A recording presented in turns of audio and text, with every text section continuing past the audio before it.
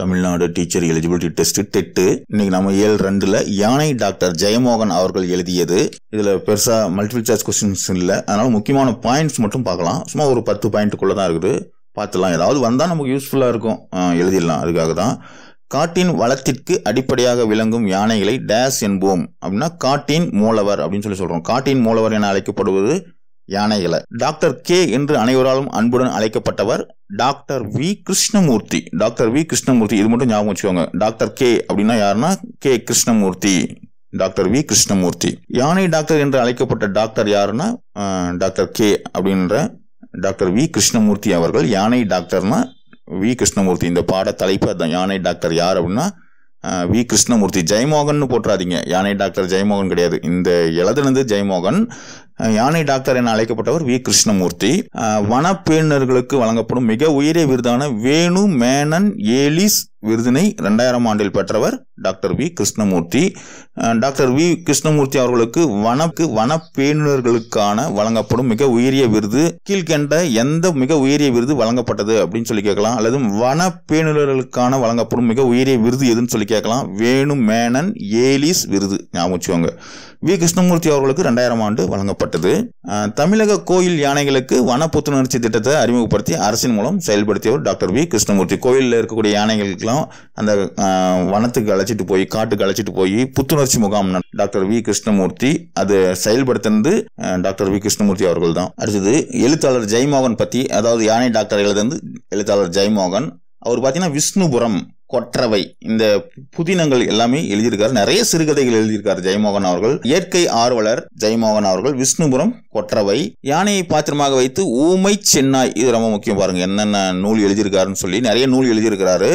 யானையை முதன்மை பாத்திரமா வச்சு ஊமை சென்னாய், மத்தகம், இதெல்லாம் இவர் எழுதிய கதைகள். இது லிங்க் பண்ணி படிச்சுக்கோங்க. ஜெயமோகன், ஊமை சென்னாய், மத்தகம். ஜெயமோகன், ஊமை சென்னாய், மத்தகம், இதெல்லாம் இவர் எழுதியிருக்கிறது. யானை டாக்டர் என்னும் இந்த குறும்புதினம், அதாவது இப்போ நம்ம பாடமாக இருக்கக்கூடிய இந்த யானை டாக்டர் என்ற இந்த குறும்புதினம் பார்த்தீங்கன்னா அறம் அப்படின்ற சிறுகதை தொகுப்பில் இடம்பெற்றுள்ளது. அப்போது அறம்லையும் யானையை பற்றி சொல்லியிருக்காரு. ஊமை சென்னாய், மத்தகம், அறம், இதெல்லாம் யானையை பற்றி எழுத்தாளர் ஜெயமோகன் அவர்கள் எழுதியது. இது லிங்க் பண்ணி மனப்பாடம் பண்ணிக்கோங்க. ஏதாவது எக்ஸாம்பிள் வந்துடுச்சுன்னா ஞாபகம் வச்சு எழுதுறதுக்காக கொடுத்துருக்குறோம். ஊமை சென்னாய், யானை ஊமை சென்னாயாக இருக்குது, மத்தமாக இருக்குது, அப்படி ஏதாவது லிங்க் பண்ணி ஞாபகம் வச்சுக்கோங்க. அறம், யானைக்கு அறம் ரொம்ப பிடிக்கும். நிகண்டுகளில் யானையை குறிக்கக்கூடிய வேறு சொற்கள் இவ்வளோ சொல்லு இருக்குது, இவ்வளோ எப்படி சார் மனப்பாடம் பண்ணணும்னு கேட்காதீங்க. சும்மா ஒரே ஒரு முறை படிக்கிறேன், ஞாபகம் வச்சுக்கோங்க. இதில் நிறைய சில வார்த்தைகள்லாம் நம்ம ஏற்கனவே பார்த்துருப்போம், கேள்விப்பட்டிருப்போம். ஞாபகம் வச்சுக்கோங்க. வந்தால் லாபம் 1 மார்க்கு, இல்லைன்னா ஒன்றும் பண்ண முடியாது. கயம், வேளம், வேளம்னா யானை, அது நம்ம நிறைய முறை படிச்சிருப்போம். களிறுனாலையும் யானை, பிளிறுனாலையும் யானை தான், அதெல்லாம் படிச்சிருக்கோம் ஏற்கனவே. களபம், மாதங்கம், கைமா, வாரணம், வாரணம் 1000, நம்ம சூர்யா நடித்த படம் வாரணம் 1000. ஸோ அது வாரணம்னா யானை. அஞ்சனாவதி, அத்தி, அத்தினி, அரசுவா, அல்லியன், அனுபமை, ஆனை, இது நமக்கே தெரியும் ஆனை. இபம், ரதி, குஞ்சரம், குஞ்சரம்னா யானையாம் பாருங்க, யானையை குறிக்கக்கூடிய சொல்லு. வல்விலங்கு, கரினா யானை, அது நமக்கு தெரியும், கரினா யானை. அஞ்ஞனம், இதெல்லாம் யானையை குறிக்கக்கூடிய சொற்கள். இவ்வளோதாங்க. இதில் ஏதாவது வந்துச்சுன்னா நீங்கள் அட்டன் பண்ணி எழுதிக்கோங்க, ஞாபகம் வச்சு எழுதிக்கோங்க.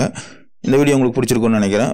இந்த வீடியோ உங்களுக்கு பிடிச்சிருந்தா மட்டும் ஒரு லைக் போட்டு விடுங்க. டெட்டு பேப்பர் 2 அதுக்கு தான் நம்ம பார்த்துட்டு இருக்கோம். டெட்டு பேப்பர் 2 நீங்கள் பாஸ் பண்ணிங்கன்னா மட்டும்தான் அடுத்து வரக்கூடிய பிஆர்டியாக இருக்கட்டும் அல்லது பிடி அசிஸ்டண்ட்டாக இருக்கட்டும், எதாக இருந்தாலும் நீங்கள் தேர்வு எழுத முடியும். அதனால் டெட்டு பேப்பர் 2 பாஸ் பண்ணி வச்சுக்கோங்க.